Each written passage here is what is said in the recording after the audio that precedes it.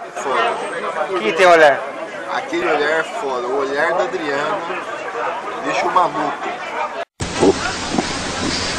Será? Não foi essa frase. Não, o olhar da Adriana deixa o maluco. Não, você falou outra Adriana, coisa. adoro você. Você falou me penetra inteiro. Adriana, adoro você. Esse olhar me lubrifica e me penetra inteiro. Boiola.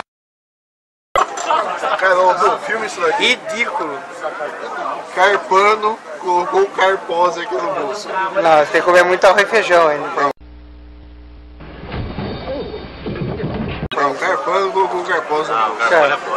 Carpano, vai tomar no seu cu, rapaz.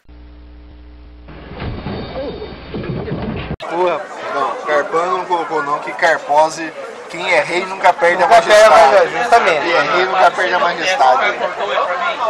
Quem é rei nunca perde a majestade. Por mais que os tempos passem, o grande rei sempre será lembrado. Eu não entendi o que ele falou. O grande rei aqui jamais será esquecido. É mesmo? É mesmo? Será esquecido. Existem dois momentos na cidade de Piracicaba. Antes casamento, pós casamento do Carpano. É mesmo? É mesmo?